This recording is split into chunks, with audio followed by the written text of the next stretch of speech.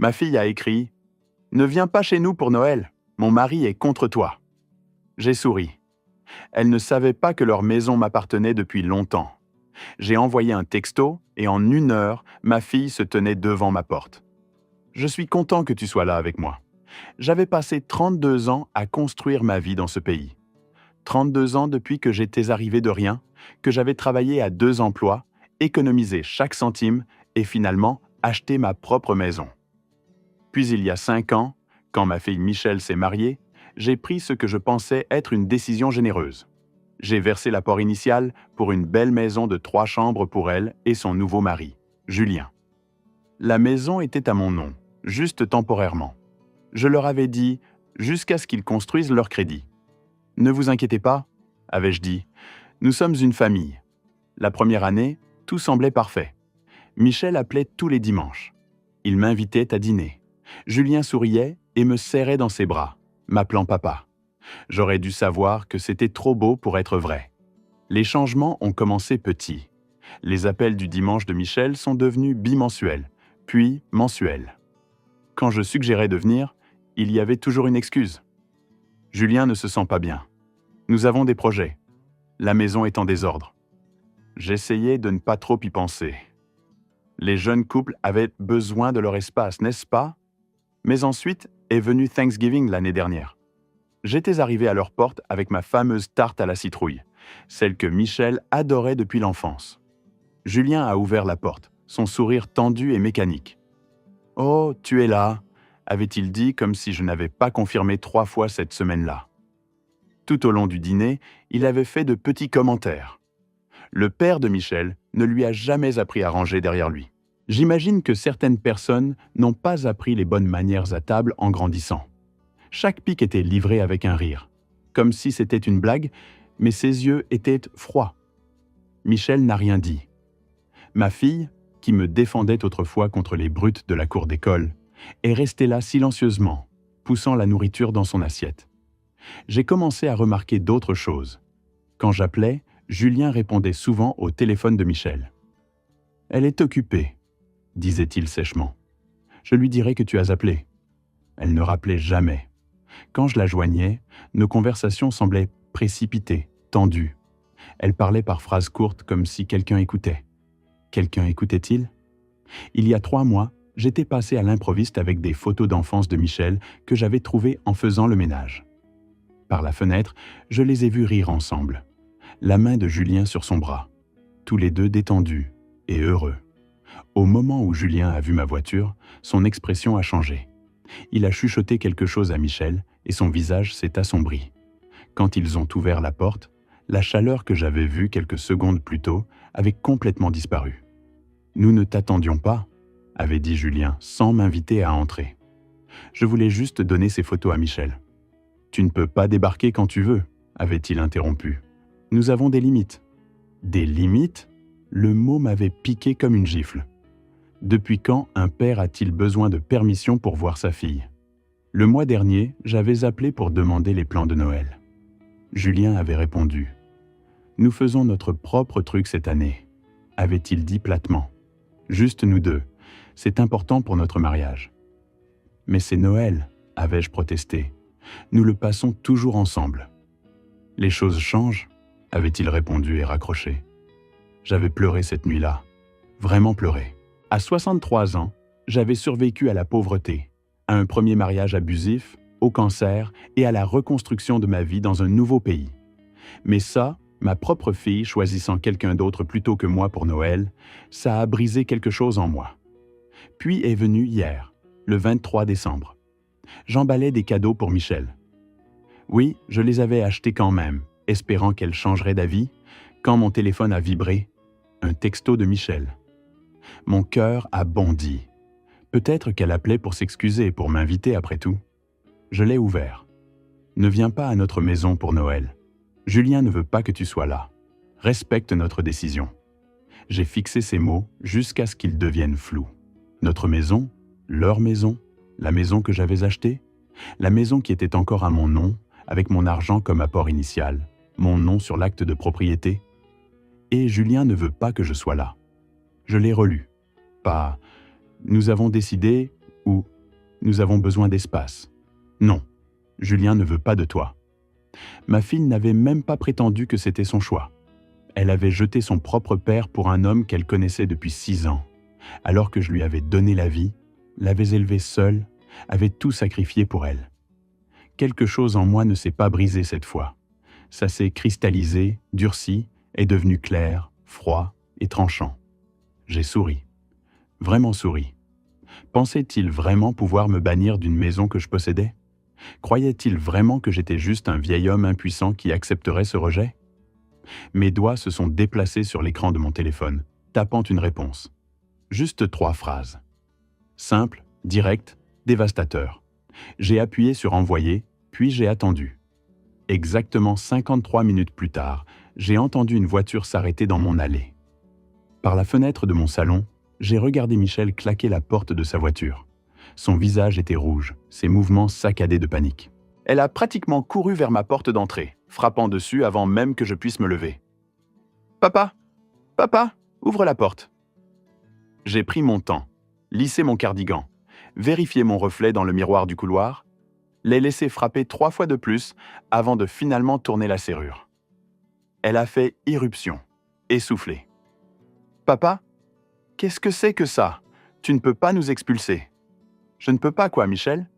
J'ai gardé ma voix calme. « Ne pas envoyer un texto à ma propre fille?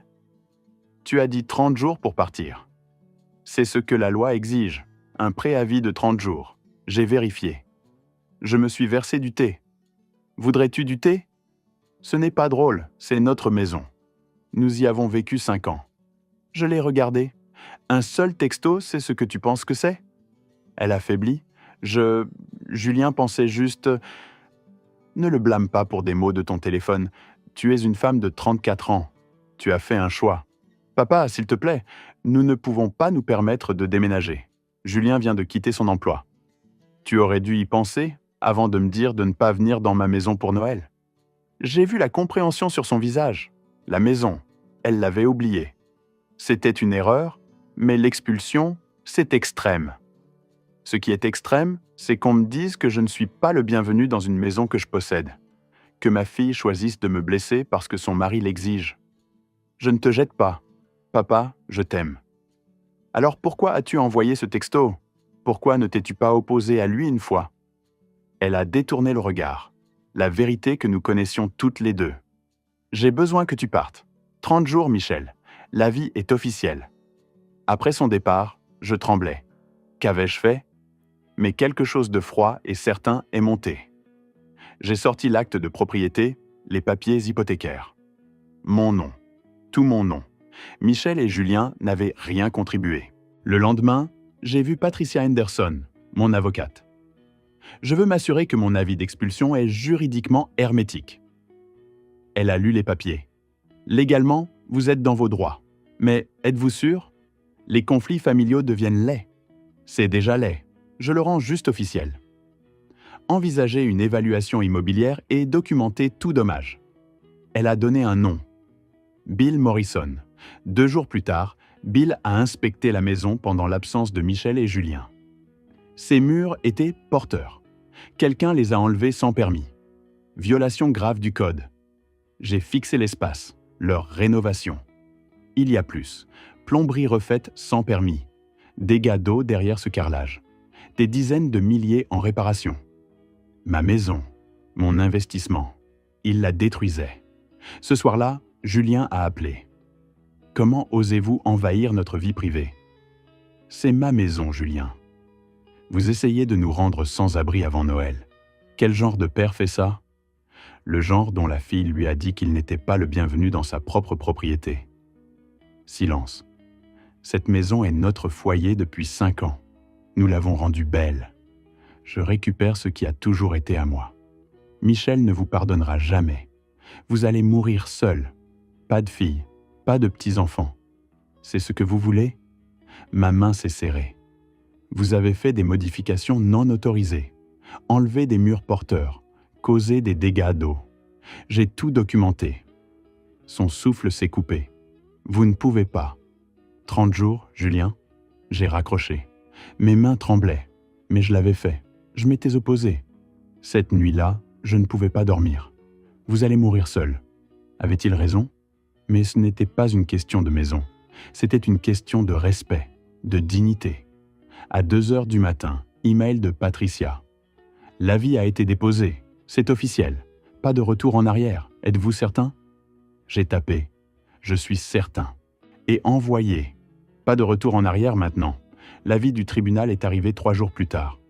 Michel m'a appelé à 7 heures. Une convocation, papa. Tu as vraiment déposé au tribunal. C'est le processus légal, Michel. C'est fou, ta propre fille? Je récupère ma propriété par les voies légales. Elle a raccroché. 1 heure plus tard, ils étaient à ma porte. Tous les deux. J'ai ouvert. Nous devons parler, a dit Julien, me dépassant. Tu es chez moi, Julien. Ajuste ton ton. Il s'est retourné. Votre maison. Votre maison. C'est tout ce qui vous importe? La propriété, l'argent, pas votre fille, pas son bonheur. Vous avez enlevé des murs porteurs sans permis. Ai-je dit calmement. Vous avez causé des dégâts d'eau.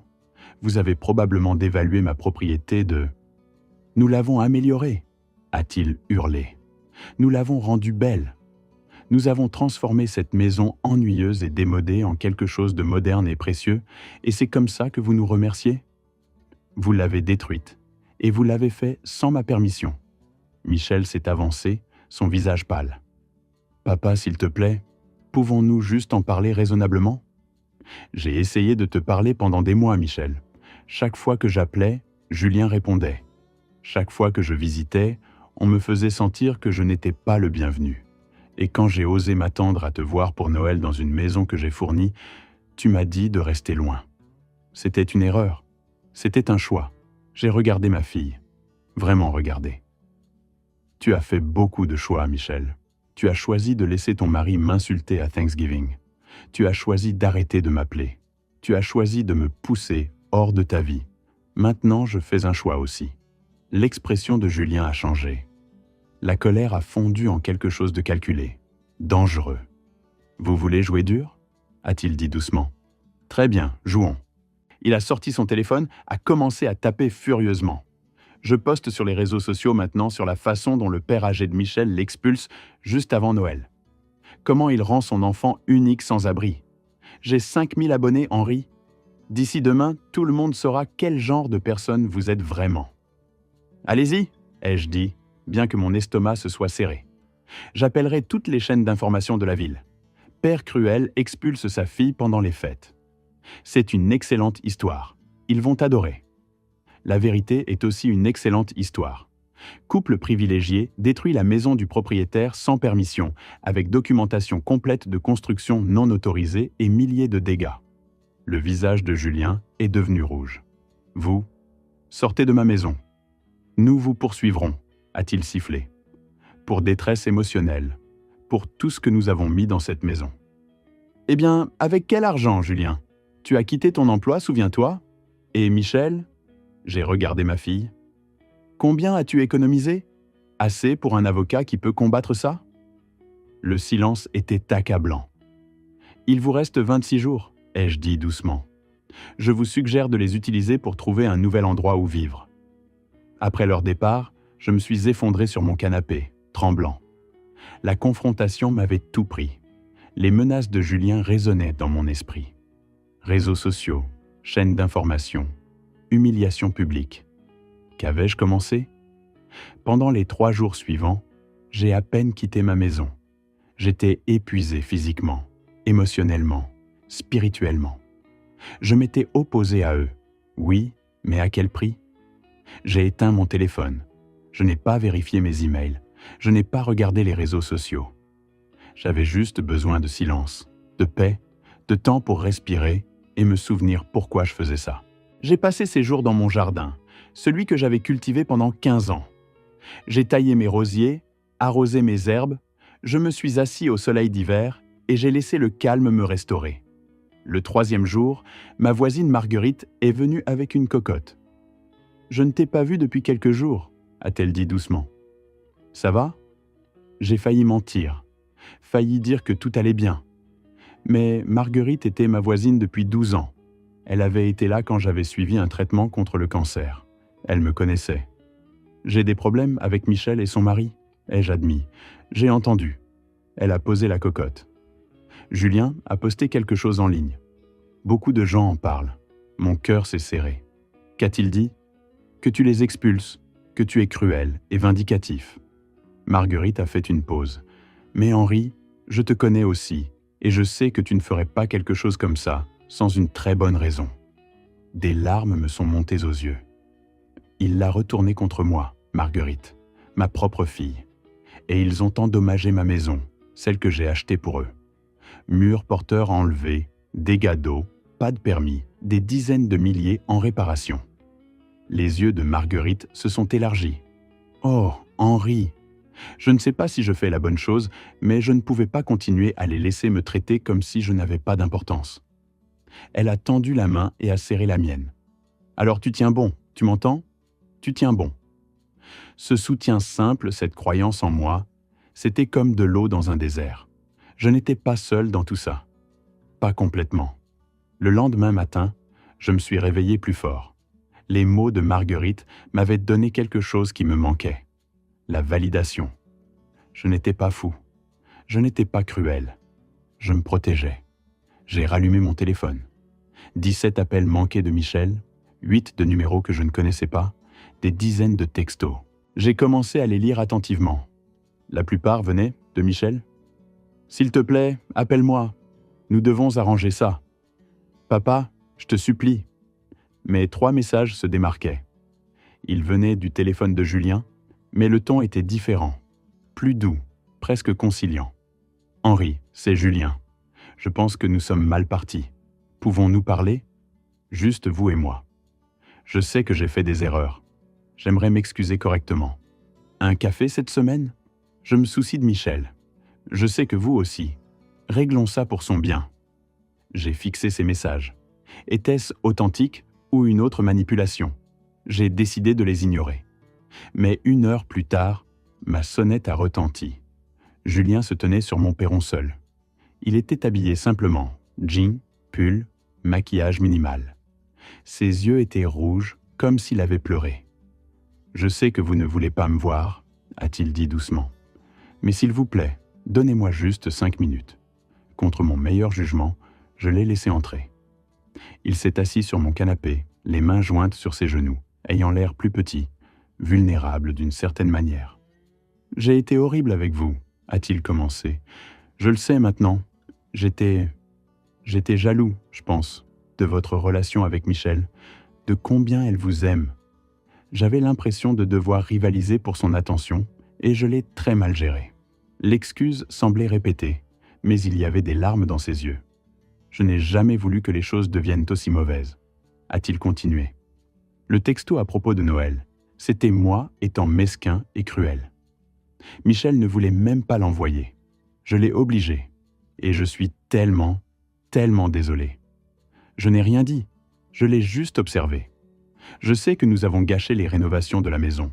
Nous aurions dû vous demander d'abord. Nous aurions dû obtenir des permis. Nous étions juste si enthousiastes de la rendre nôtre et nous avons fait des erreurs, de grosses erreurs.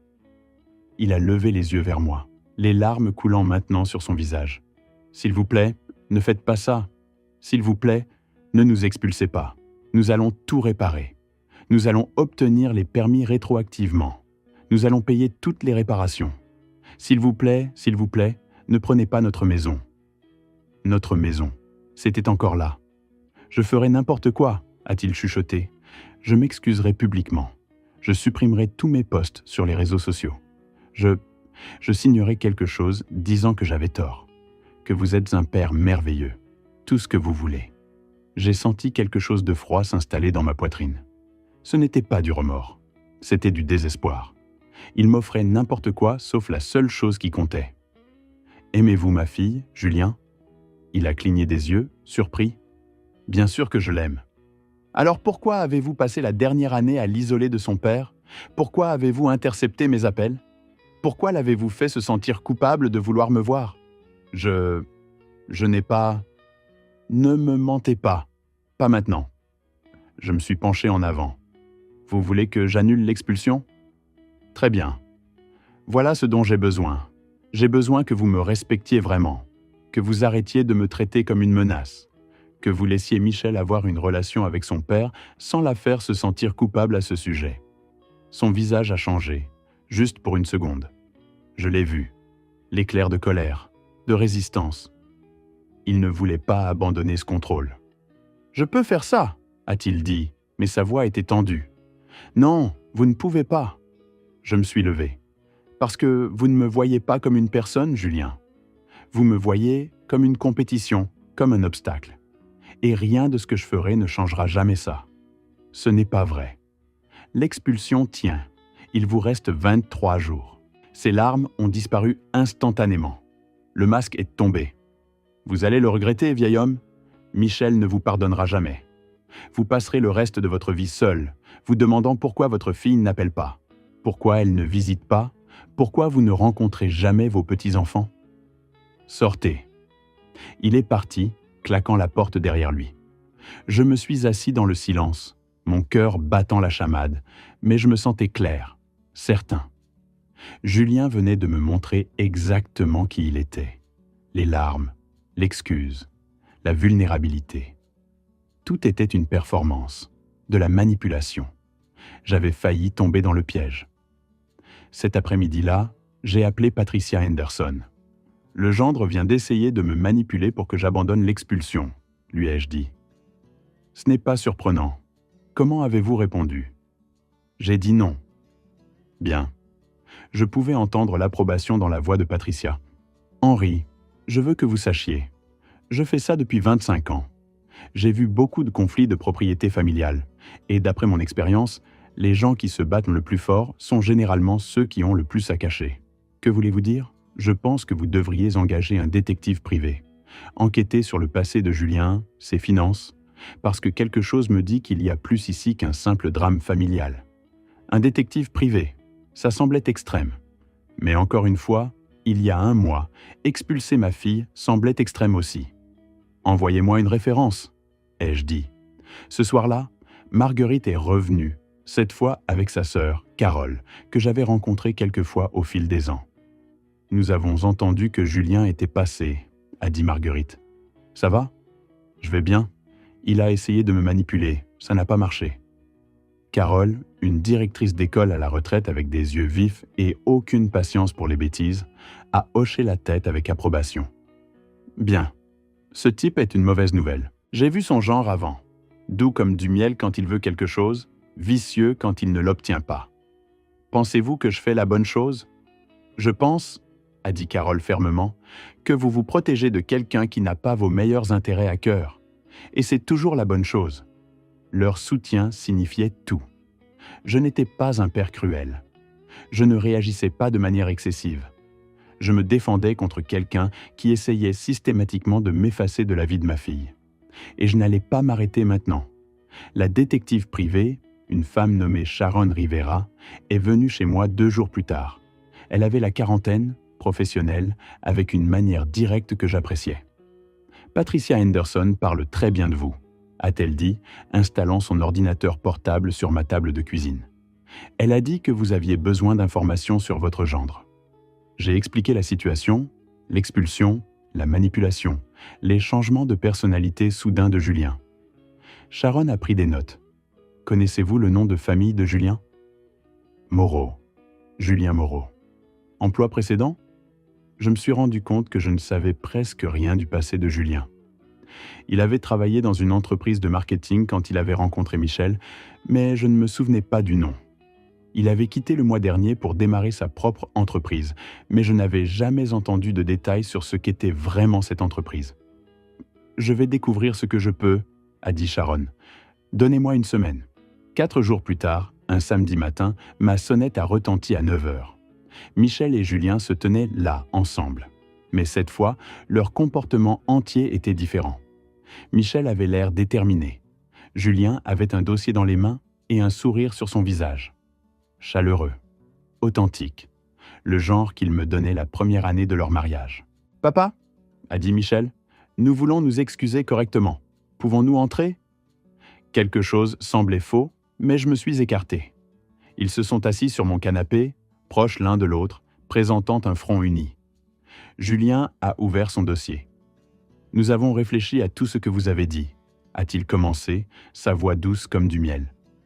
Et vous avez absolument raison. Nous aurions dû obtenir des permis pour les rénovations. Nous aurions dû mieux communiquer.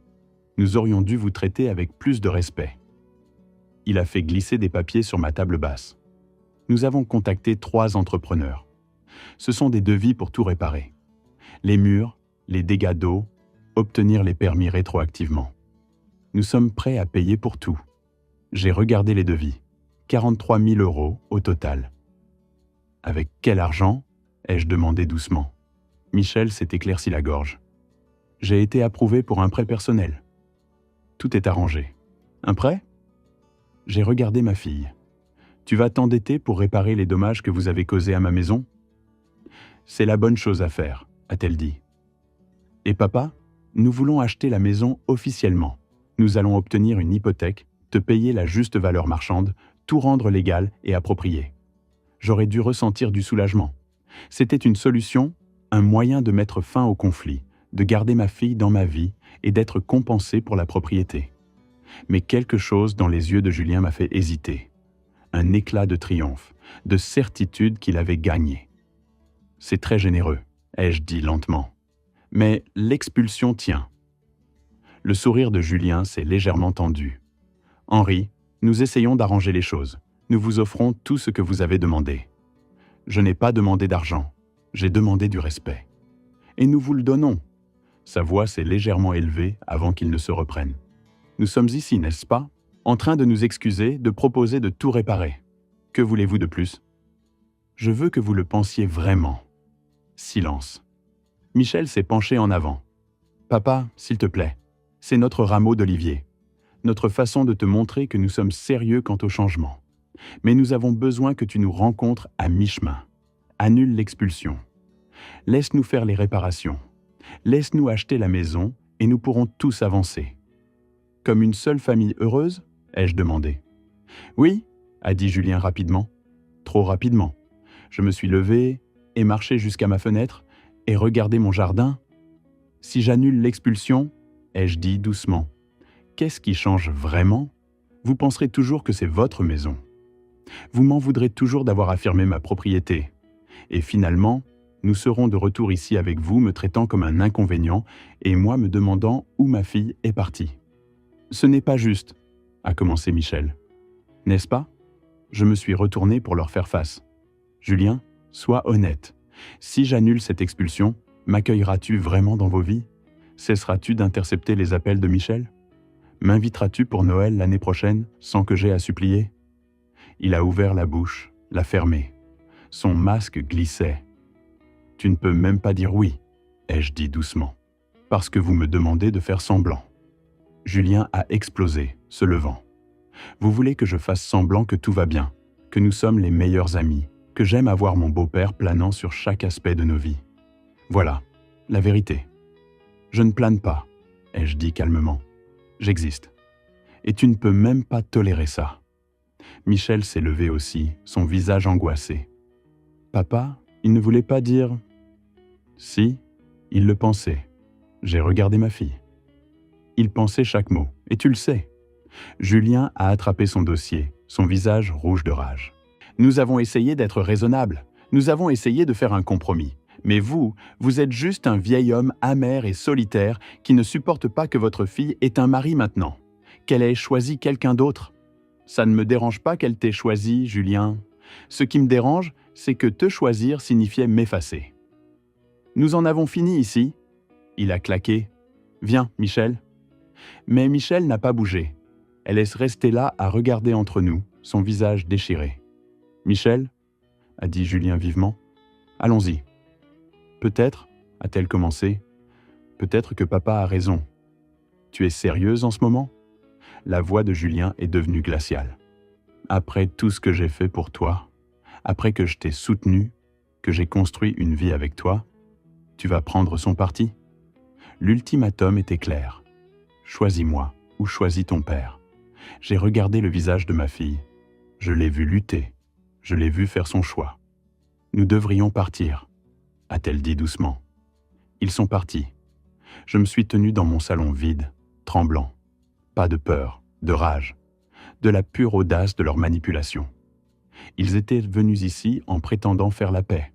Mais c'était tout un piège, un moyen de me faire annuler l'expulsion tout en ne changeant rien à leur comportement.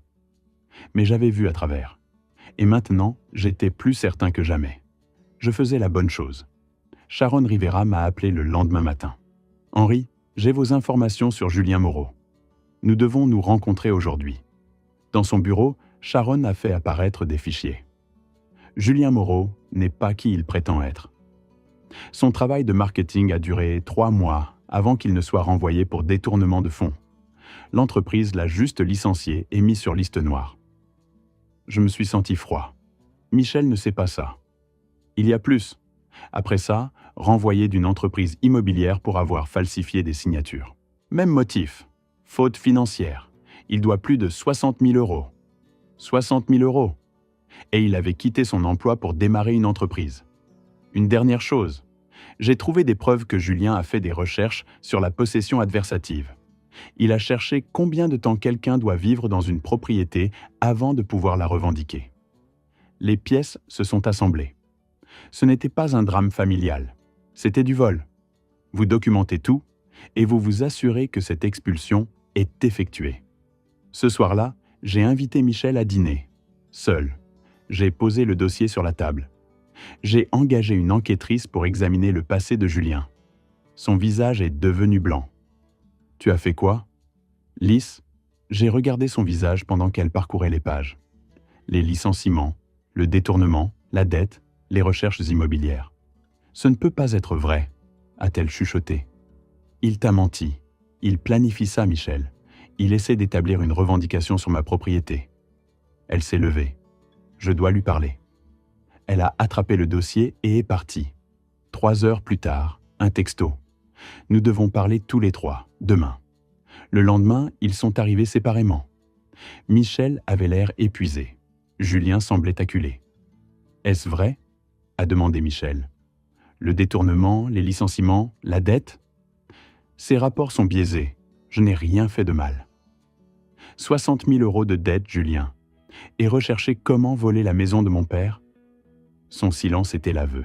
« Sors !» a dit Michel d'une voix glaciale. « Sors maintenant !» Et il est parti. Michel s'est effondré. « Je suis tellement désolé, papa. Je l'ai cru pour tout. Je t'ai envoyé ce texto te disant de ne pas venir pour Noël. Tu étais manipulé. J'aurais dû le voir. Je t'abandonnais.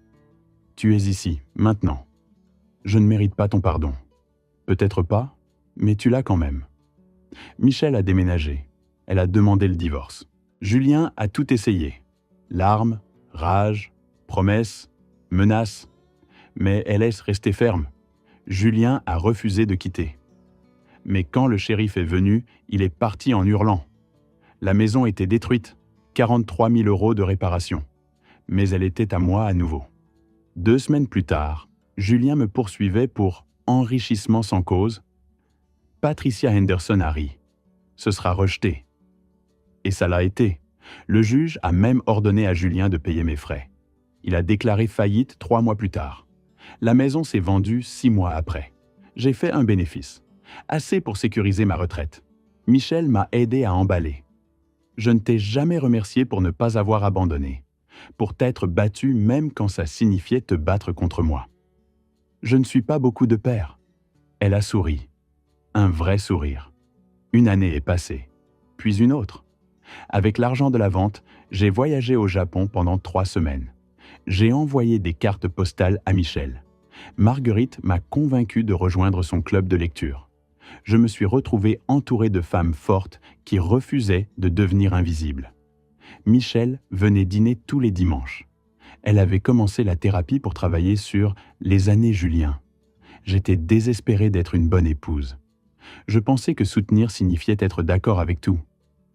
Tu sais mieux maintenant. Elle a recommencé à sortir. Elle a amené Karen me rencontrer après 6 mois. Karen était directe et gentille. J'ai investi dans mon jardin. Serres, orchidées, légumes pour le marché. Les gens m'appelaient l'homme aux orchidées. Pendant ce temps, Julien allait de mal en pis. Faillite, Entreprise échouée, retour chez ses parents. 2 ans après, j'ai reçu son message. J'espère que tu es content. Tu as détruit ma vie. Je l'ai bloqué et supprimé. Je n'avais pas détruit sa vie. Il l'avait fait lui-même. J'avais simplement refusé d'être sa victime. Michel a appelé. « Salut papa, je voulais juste entendre ta voix. Je suis là. Je sais, je t'aime. » Pour mon 67e anniversaire, Michel m'a organisé une fête. Tout le monde est venu. Michel s'est levé. À mon père, qui m'a appris que l'amour ne signifie pas se perdre, que poser des limites n'est pas cruel. Tout le monde a levé son verre. Voilà à quoi ressemble la victoire. Pas la vengeance, mais la paix. Une vie vécue selon mes propres conditions. Se défendre n'est pas cruel, c'est nécessaire. L'amour n'exige pas que vous acceptiez les mauvais traitements. J'aurais pu accepter d'être mis de côté, mais j'ai choisi différemment. Vous apprenez aux gens comment vous traiter. Vous méritez le respect. N'oubliez jamais ça. Merci d'avoir écouté mon histoire. Si elle t'a touché, laisse un like, écris en commentaire ce qui t'a le plus parlé et abonne-toi à la chaîne. Beaucoup d'autres histoires arrivent. Ce n'est pas la fin de la mienne. C'est seulement le début de quelque chose de meilleur.